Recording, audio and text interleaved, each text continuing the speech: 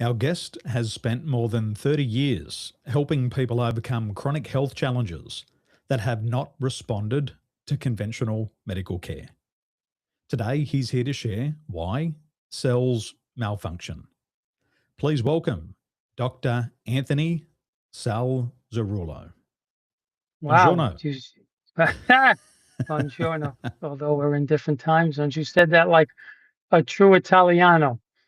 But I know that's not your ethnicity, but maybe we all have a little bit of all ethnicities inside of us. Well, I think we do. We're a mixed bag.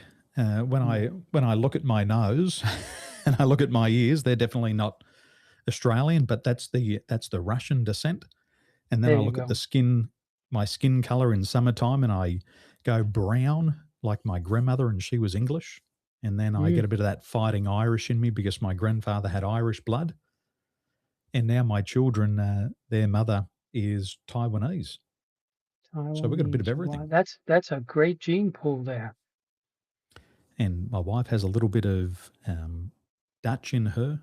So to say that we're pure would be be a lie. A mixed bag would be more the truth. Well, here's to diverse gene pools and the strength of that. One thing that nature likes or thrives on is diversity. And when it's like with monocrops, that's a disaster for the soil, for the ecology. I was up in the Adirondack region of New York. I have a buddy that has some property there, and he's so enthused about the land, and he tells me all these stories. And this this tree came in, and now it has X amount of lifespan. Then other trees come in and then they compete. They'll grow higher if they're in the vicinity of other trees.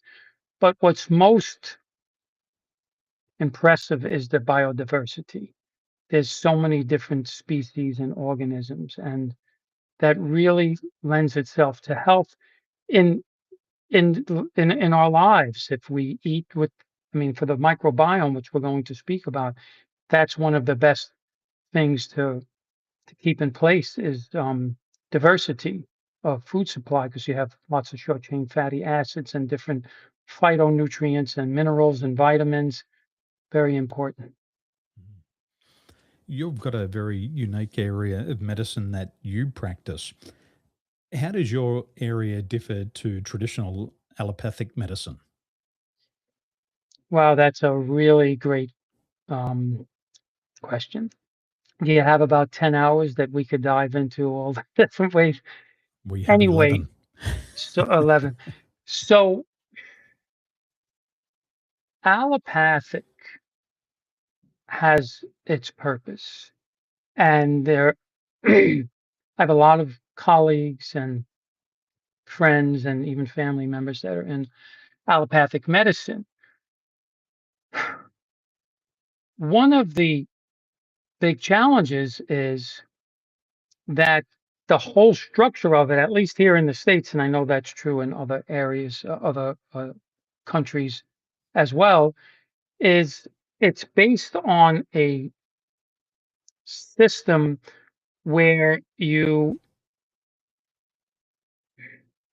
see a person that has they're going to come in because they're having symptoms. They're not going to come in to say, "Hey, doc, you seemed like a nice fellow, a nice lad, or nice guy, and I wanted to meet you." They're coming in because they have a headache, they have skin issues, they have fatigue, they have anxiety, they have depression, they have autoimmune symptoms, and myriad other reasons. So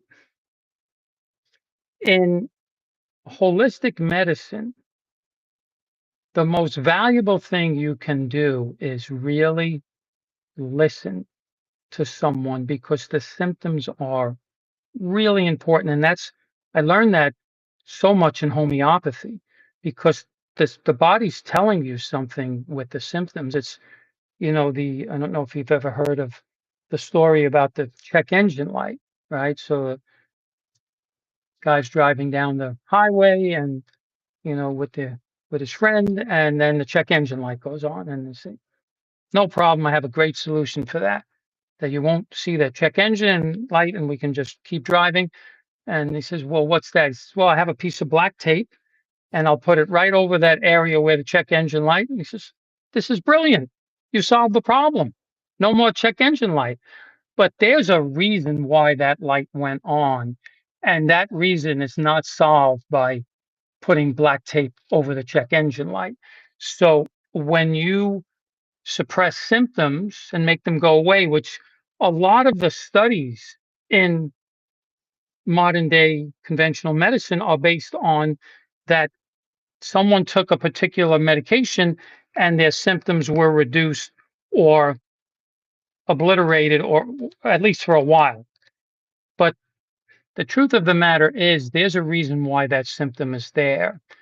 And if that is not investigated and identified, then it usually is going to be a bigger problem down the road. Just like the check engine light, maybe you had a small leak in the radiator, let's say, or you had something in one of the hoses or whatever that triggered that light.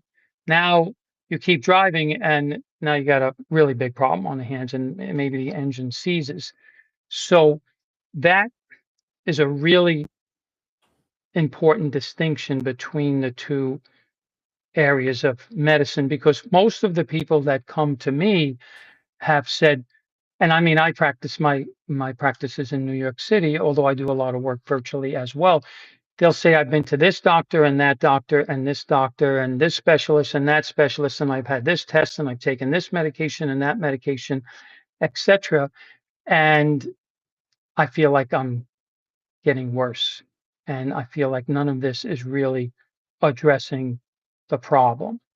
And they're right, it's not, because Mm. you're just taking something that's putting that piece of tape for a while. Now, that's not always the case, because sometimes there is a particular, maybe microbe or something that is acute, and the medication deals with it. But right now, we have a lot of chronically ill people all over the world, and they are really costing the system a lot of money, and they're terribly frustrated because they are not getting the health results that they want and deserve, and there's clear reasons for that, and I'd like to get into those Mm. reasons, you know.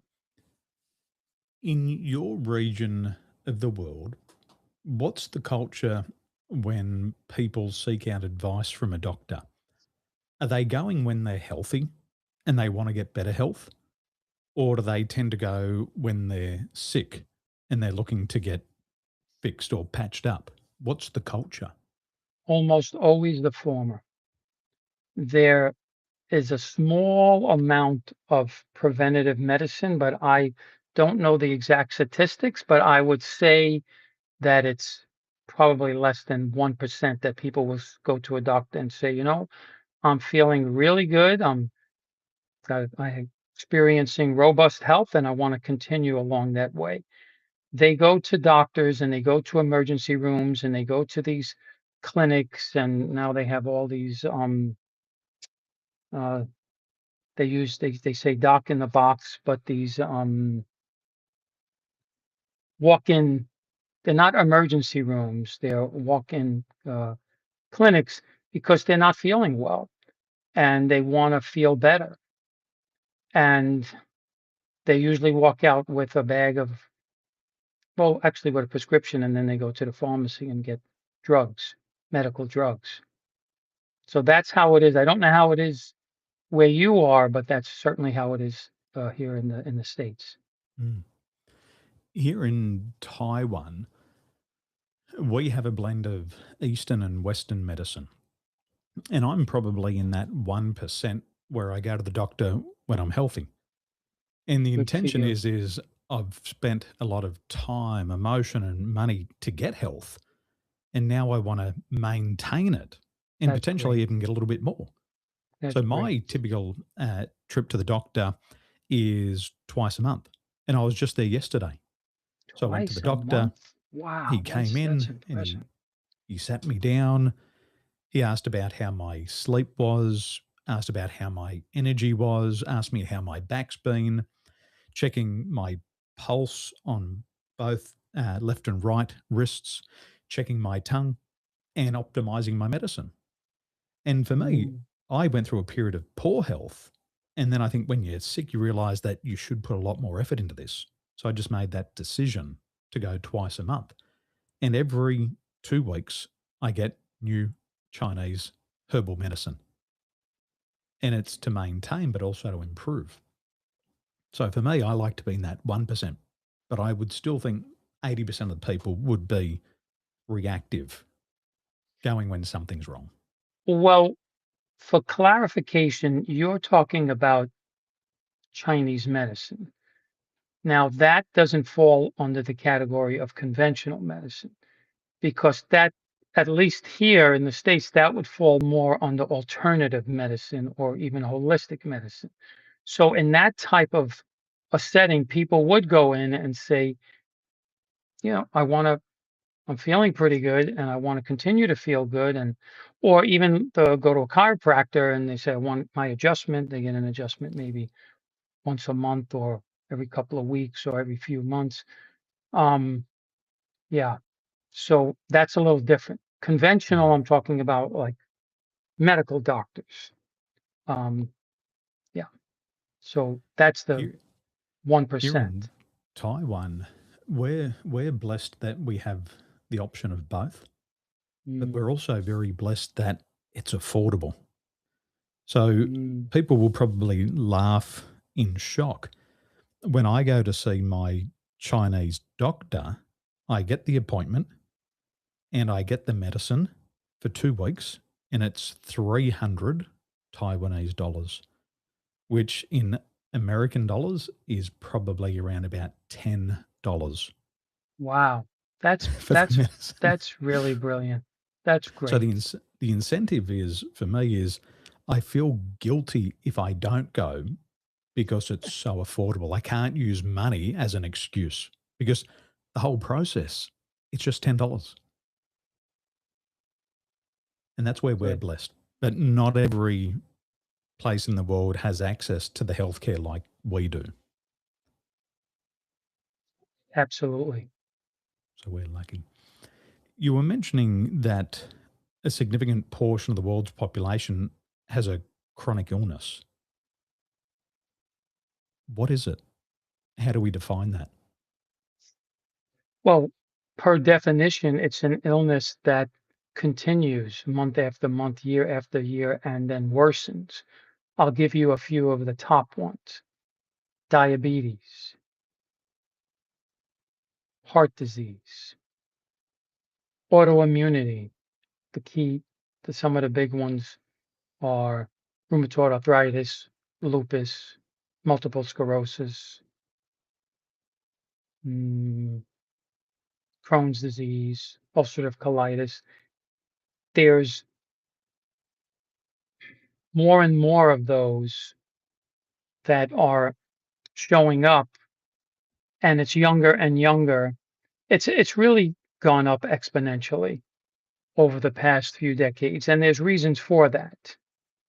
So the chronically ill now are about 90% of what the medical budget goes to each year. And they'll say it often, the doctors, that you're taking this drug to manage your symptoms. Whereas Samuel Hahnemann, the whole basis of homeopathy, they use the word cure, the cure. And you cannot have, at least in the States, the word cure, you could say symptoms relief, it, for it to be FDA approved. The word cure is a no no. But that's what people want. They want cure or resolution.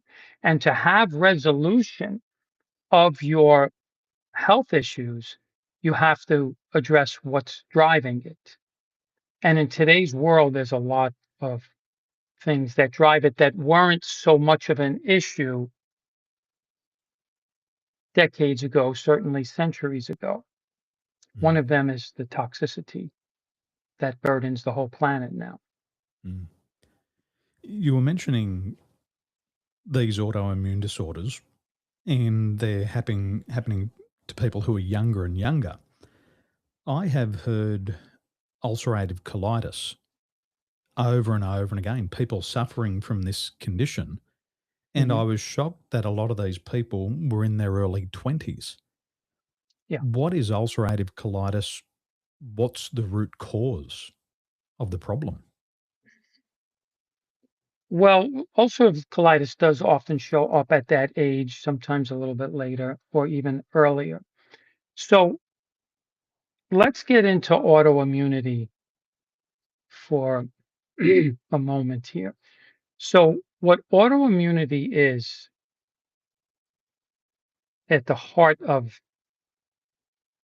what's happening is it's an autoimmune disorder where the immune system is attacking and destroying the healthy tissues of the body. So let's look at some of the popular autoimmune disorders. So you have Hashimoto's, which about 85 to 90% of autoimmune thyroid disorders are Hashimoto's. Another autoimmune disorder that falls into the thyroid category is Graves' disease, but that's a much smaller percentage. So, what is Hashimoto's? It's an autoimmune disorder with thyroid fallout. So basically, the immune system is out of balance, and that imbalance is causing the body to attack the tissues of the thyroid. Actually, on my website, I wrote a article about this because, and then what I always want to investigate and make clear is that there's always underlying causes to this. So, rheumatoid arthritis, an autoimmune disorder with fallout of the synovial membranes of the joints and often multiple organ fallout. Ulcerative colitis, autoimmune disorder with fallout of the mucosa of the colon. Multiple sclerosis, autoimmune disorder with the fallout of the myelin sheets of the nerves. So the where the fallout or where the body's attacking the tissues vary, but they all have in common is that the immune system is out of balance. But I like to a story because I help to educate and inspire my clients and empower them with a lot of anecdotes. So it's like you go outside in your neighborhood and you're walking, and then police cars come and say, "Get your get up against the car," and you're arrested, and they slap handcuffs on you, and now they throw you into the car or the paddy wagon. And you're like, "What's going on? I didn't commit any crime." And then they take you to the station house, and they say, "Well, you look like someone that committed a murder 3 weeks ago, and you know we're going to put you in jail." Or and then this keeps happening. So what now you start to realize is there's a problem with the police force, and they're getting me all mixed up with what a particular criminal or a set of criminals, and then this keeps happening all over the neighborhood where people are just getting attacked and brought in to the station house and going to prison. And this is what starts to happen with the immune system. So then you say, well, why does that happen? And that gets into, I like the work of Raymond Francis. He says there's only one disease, just one disease, and thousands of names.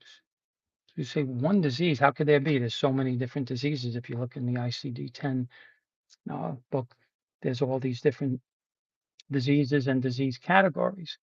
So the body is made of cells. The cells are the functional unit of the body, meaning for your brain to function healthy, you need healthy brain cells. For your heart to function healthy, you need healthy heart cells. For your lungs to function healthy, you need uh, lung cells that are functioning uh, healthy. And same thing with the liver and every single organ and every single structure in the body. So the one disease is cellular malfunction. When cells start to malfunction, you are going to have symptoms and it's going to get a name. For example, if it's the midbrain, it could get a name called Parkinson's or supranuclear palsy. If it's the hippocampus gyrus in the brain, it could get a name called Alzheimer's or dementia. And there's all different types of areas in the brain. And when cells malfunction in those areas, it's going to get a name depending on the location and the extent. If you have malfunctioning cells in the lungs, could get a name called COPD or emphysema. That's the alveolar sacs, right? Have been disrupted and also also has led to degeneration of the sacs, and then bronchitis, right? The bronchial tubes, and asthma, and advanced cases of cellular malfunction are autoimmunity and cancer, and this goes on and on. The liver, right? Fatty liver, cirrhosis, liver cancer. So then the big question is, well, why do cells malfunction? They're not designed to malfunction. So there's two reasons for cellular malfunction. And this is so important. And I tell this to everyone that I work with because it's so incredibly important. And we could take any particular disorder and go through this whole line of reasoning. So cells malfunction, two reasons. One is cellular toxicity. Things get into the cells that don't belong there and they cause destruction. Just like if something got into your car, into the engine. I used to tell people, they say, oh, soda's not a problem. And I say, okay, that's great. This is what I'd like you to do. When you leave the office, get a bottle of soda and put it in your gas, in your car. Yes. Oh no, I wouldn't do that. You wouldn't do that? Why? Well, because it doesn't belong there. Exactly. Because if you put that in there, the car is going to malfunction. And when you get things into the cells that don't belong there, they malfunction. And what are we talking about? We have more than 500,000 registered industrial chemicals.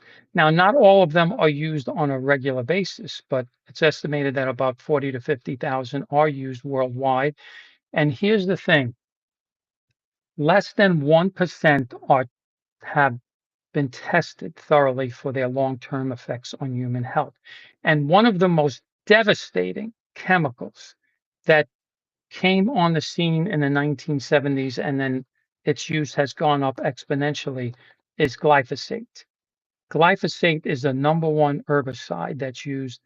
The last estimate, I think it's from 2022 to 2024, approximately 1.6 billion tons sprayed globally.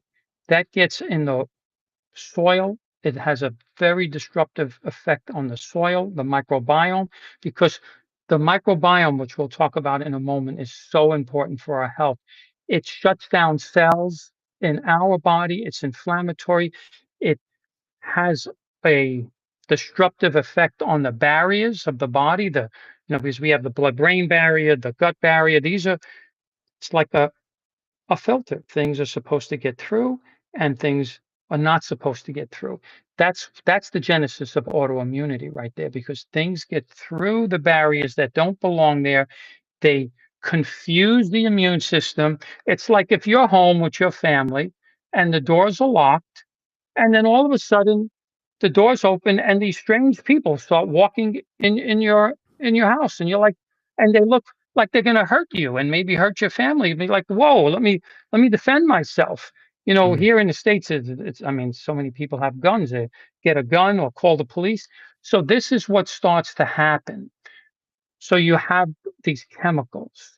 Okay, our food supply, and it's worldwide problem now. It's not just, it used to be a problem of the West. So much of the food is processed, bleached, genetically modified, full of colorings, additives, preservatives, hormones, antibiotics, pesticides, herbicides, including glyphosate, which is a very big problem. Oils full of solvents and petrochemicals, and they're usually derived from seed oils, and then excess sugar, excess salt, sugar alcohols. So this is a big cause of cellular malfunction, cellular toxicity. What else? Viruses get in there. We saw that with COVID. What else? We have different bacteria, heavy metals. These are major, major cellular disruptors. And see, Daniel, that gets back to the question that you opened up with, which was a very brilliant question. What is the difference between conventional medicine and the holistic? Because when I see people with symptoms, I'm thinking they have cellular malfunction, and I want to know what is driving that. Because when I start running these tests, environmental toxin tests, heavy metals tests, leaky gut tests, I thought, Lyme and because now it's not just Lyme, there's all these co-infections. They call it the dirty needle of nature. I find so much of this, and they were just given a painkiller or a muscle relaxer or something that had them feel good for maybe, or feel a little bit better for a week, but this is progressing. And I'd like to go over a case study later on. So what is driving this? What is in those cells that's causing this malfunction? And that has to be addressed. And that's such a problem in today's world because of the toxicity, because of what we do to the food. My mom came to the United States, and God bless her, she's still alive. She's 103 as of July 5th. And she came here from Sicily. Now, they were all farmers. The further you go back in any culture, you're going to see people that lived off the land and grew their own produce and had their own, animals, or they were somewhere in the immediate. If they didn't have their own farm, then there was somewhere right in that neighborhood that all of that fresh produce and game, was there. So there were no signs, organic food, no, because everything was organic. It didn't have the herbicides, pesticides, glyphosates, processed oils. It was the people bought the fresh food, they fed their families, they made it that day, and that's how they lived. Now it's a whole different world, and that's why we see all these illnesses, and it's very prevalent, and it's younger and younger.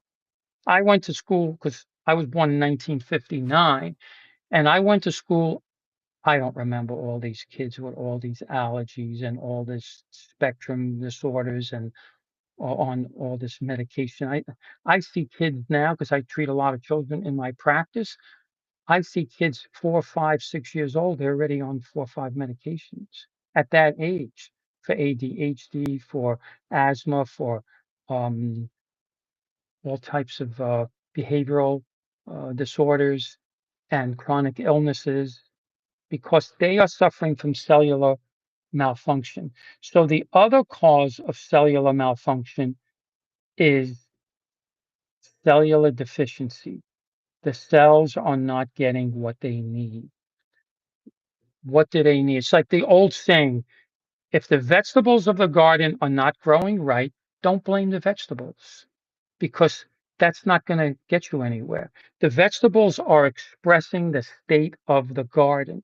So if the vegetables are not growing right, you have to get curious and say, okay, what is going on with this garden that the vegetables are not growing right, or they're not growing at all? And what does the garden need? Water, sunlight, minerals, fertilizer. It needs a soil with a healthy microbiome. It needs to be weeded. If it doesn't have what it needs, then whatever's growing in it is not going to grow right. And then you have to remedy that. Oh, well, the soil's off. It needs more minerals. It needs more fertilizer. It hasn't been weeded. It's not getting enough water or clean water. And what does the human garden need? Enough sleep. Most people do not get enough sleep or good quality sleep. It needs sunlight. We work now these days. I mean, when I was a kid, used to come home from school, change your clothes, and out in the street and playing all kinds of games. So we were exercising and, getting a lot of sunlight. That has changed dramatically. We need um, hydration. Most of us don't drink enough water. The rule of thumb is half your body weight in ounces. So let's say someone weighs 160 pounds. Rule of thumb is 80 ounces. That's a rule of thumb. Some people need more and some people need a little less. That's a rule of thumb depending on their needs. We also need um, a diet that's nutritious and anti-inflammatory. Most Mm. diets these days are not nutritious. Processed food is so problematic. I mean, it is so, you talk about cellular malfunction, cellular deficiency, processed food, and all those seed oils and glyphosate and other chemicals that they don't nourish the cells, and they cause a lot of toxicity for the cells. And become such it's so ubiquitous. It's become an addiction. I see kids. I live across the street from a supermarket. And if I did this, I would probably get arrested, but I'm tempted to do it. I want to go in with a bullhorn and say, put that food back in the aisles. You are killing your family and you are causing massive cellular malfunction. I mean, what I see in those carts, all the processed foods and sugary foods and drinks with orange colors and awful. And those children and those adults will develop, if they don't have it already, cellular malfunction. Mm. And that's all your disease there. So all these deficiencies, and that's exactly what I do when I see someone, because I don't want to give them something and then they feel a little bit better for a few days or a week because they've tried that 10, 20, 30 times over. I want to get their garden, their human garden, because what is the human garden made of? Cells. We have 50 to 100 trillion cells. It's made of fluid. Most of that's water. We're about 60 to 70% fluid. And we have the microbiome, which are all the microbes that live inside of us. And I want to get their garden to its healthiest expression. And I know if they're coming into me with symptoms, because they don't come into me because they've had symptoms for a week or a few days. They've had symptoms for months, sometimes years, and sometimes even decades. So when the garden is out of balance, you have one or two things to do. A is you drug the garden, because if they go to conventional medicine, and doctors, not all of them are of that mindset, but a lot of them are. So you say, okay, take this drug and your symptoms may feel better and we'll manage it. Or choice B, which is what my practice is all about, is let's find out what's driving that and let's get your garden to its healthiest expression. And that means get these cells to their healthiest expression. That means going over all, and it's a great journey. And it's what everyone, I mean, that's what we are entitled to: vibrant health, optimal health, and not this health that just declines year after year, and then more and more drugs. I don't know how it is in the where you are in Taiwan or in Australia, but the average person in the United States at 65 is on at least 5.5 allopathic medications. Big ones are medications for their cardiovascular system, high blood pressure, blood sugar, thyroid medications, medications for depression, a lot of anti-inflammatories. I mean, these are the major ones, but there's so many other medications now, a whole generations of medications to suppress the immune system for autoimmunity, which doesn't take care of the problem, because I have seen so much autoimmunity resolve when you really start to get at healing the barriers, what's driving this autoimmunity, because you can't, if those, getting back to what I said earlier, if those cops are hitting you over the head with clubs and treating you like some criminal that's going to go out and harm people, the answer wouldn't be to get stronger helmets. The answer would be to get into this police force and see where this malfunction is and why they're taking innocent people and causing them harm and locking them up. So that's the same thing when the immune system goes awry. You have to get it right. And that requires curiosity, it requires investigation, and it requires looking into using the garden principle. Does that make sense to you? It does. I was reflecting then on a back issue that I was having. And I went to the hospital where the doctors were, and I walked in, and the doctor was late. Good for her. She had a lot of patience. I've got very little patience. I'm a busy guy. So I waited, and I finally sat down, and she tapped me on the back 3 times. Bang, bang, bang. Go for an x-ray. And I thought to myself, would you like to ask me some questions? No questions, no examination. Tap, tap, tap, x-ray. Come back, look at the x-ray, degenerative disc. And I'm looking at the x-ray, and I'm thinking with my untrained eye, there's no difference in here. Everything looks the same. Everything looks even. There's nothing that seems to be out of place. That's just my eye. It's not trained. And she said, take this medication. And I said, I don't want medication. I want to have a discussion about what's happening. She said, well, have the medication and go to therapy. I didn't get the medication. I didn't go to therapy because I didn't get an opportunity to explain what had been happening. So I rebooked. I came to another doctor, and he said, well, you need to have acupuncture. And I said, well, wouldn't you like to learn a little bit more about me? And he put the needles in, and I almost jumped out of my body. Oh, the pain. And he said, that's exactly where it is. He said, the pain's going to disappear. The pain got worse. So I came back, and they gave me an injection, and nothing happened. And finally, I had that patience. I had that curiosity. I had that willingness to figure out what's this real problem. And I found another doctor, and he sat down with me for about 15 minutes and just talked to me, asked me some questions about my lifestyle. Are you married? Do you have marital stress? Do you have children? Do you have interrupted sleep? When you go to work, do you have a sedentary lifestyle? Are you exercising? Are you getting enough sun? Are you drinking water? Rada, rada, rada. And he went through this list, and I was like, oh my gosh, this is an interrogation, but I feel like I'm getting clarity inside. Exactly. And then he said, Daniel, would you mind me touching the body? And he touched it around here. And I said, that's where it hurts. And he said, you haven't done any damage to your body. And I said, no, I haven't.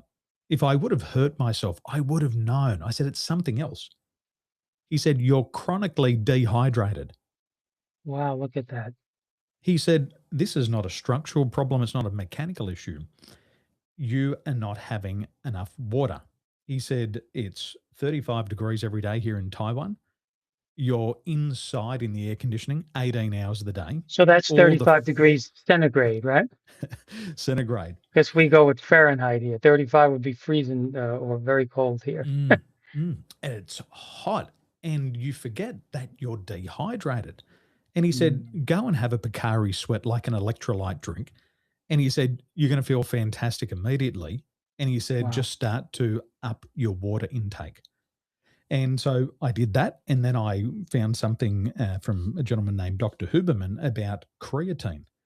and it was talking about chronic dehydration. And it said megadose on creatine, 5, 10, 15, 20 milligrams a day. Within 24 hours, my back pain disappeared. Wow, I look at had that. been on this journey for almost a year.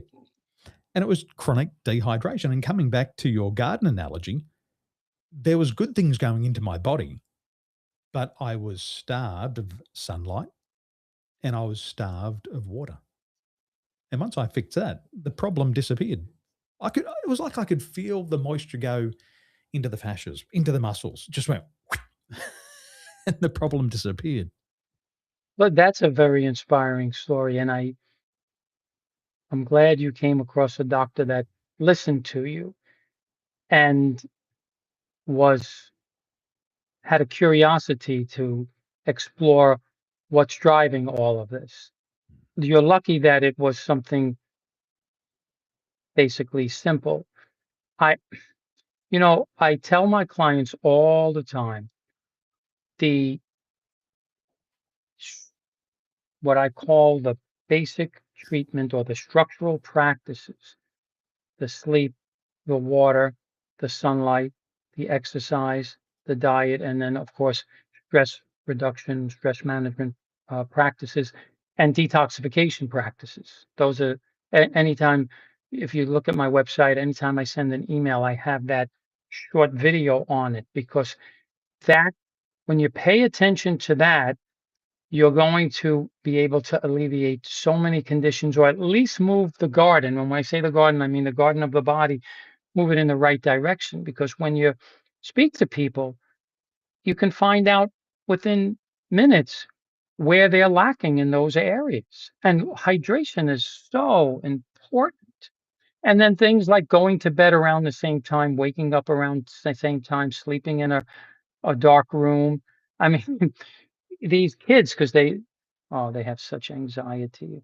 I feel for them much more than my generation. I mean, and anxiety is it's a dysregulated nervous system, and they don't want to take the drugs. And often they tell me, doctor, drugs just there's so many side effects.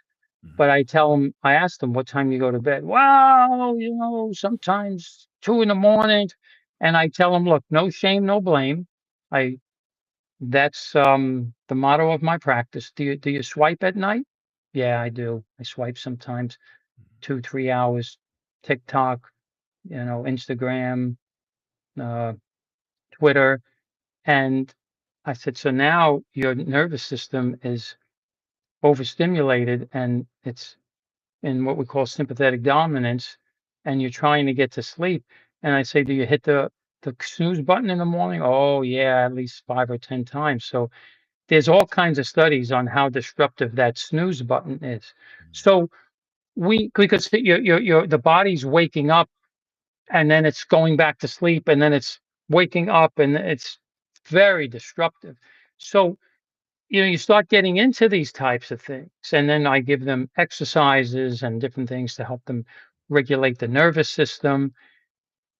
And they're like, wow, my anxiety is so much better. Mm.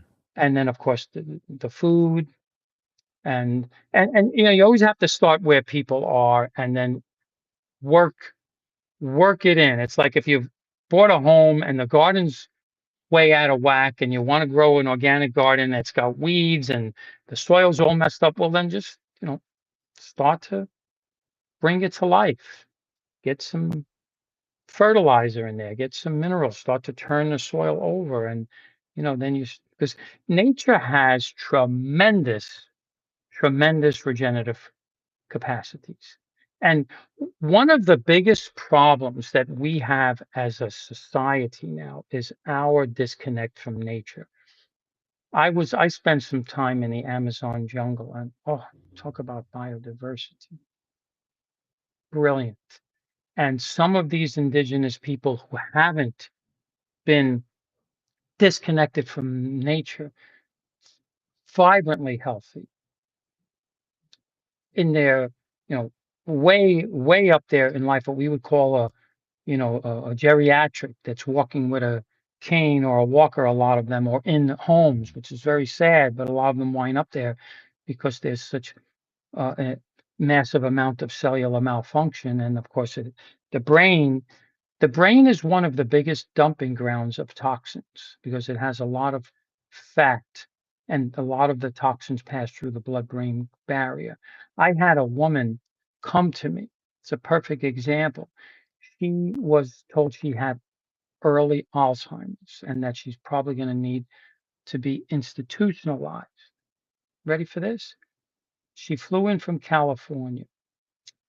One of her, one of my clients referred, and I said to her, "Wait, I'm not buying this whole um, Alzheimer thing." And her husband, he was almost ready to get up, and I said, "Before you get up, let me explain." And I told him about cellular malfunction, cellular toxicity and deficiency, and I said, "I want to run some tests." We ran a heavy metals test. We ran an environmental toxins test. We ran a mycotoxins, which is toxins from mold, and she was sky high in all of that. And she had been to really good doctors on the West Coast, and she was starting to lose a lot of function. So we addressed that. There's great ways to help the brain and the nervous system detox with homeopathic remedies. We did looked at all the 7 areas, sleep and hydration. She told me a few months ago that she feels better than she has in 20 years. She's back. She's traveling with her husband. They went to Europe. They were making plans to put her in a facility. But what she had was cellular malfunction, all that toxicity that got into the brain and got into the cells and caused malfunction. So that's what can happen when you identify the root causes, you address them, and you get the cells back on board. Amazing. Dr. Anthony, this has been a very insightful conversation. There's so many things going through my mind about cellular toxicity and also the importance of looking after the garden of the body. And I appreciate you sharing your insights, and we're going to have your contact details in the show notes below. And I encourage people, if you want to have better health, if you've dreamt of better health, or you know there's a next level of health that you could achieve, reach out to Dr. Anthony. Well, thank you. And thank you for having me on this show, Daniel. And they could go to my website and go to my blog. I have all kinds of great information, and anyone that reaches out, I'm happy to serve them however I can. And if ever if you'd like to, in the future podcasts, go over particular ailments that like plague people, we can do that now that we have this, baseline podcast here, because it's my privilege and my passion to serve others and help them move towards optimal health, them, their families, and future generations as well. We will do that. Dr. Anthony, thank you so much. Thank you, Daniel. And you have a great, I should say, day. For me, it's the evening, but different time Just the zones. start for me. And thank you, and thanks for the audience for their kind listening. And be well. Thank you. Thank you.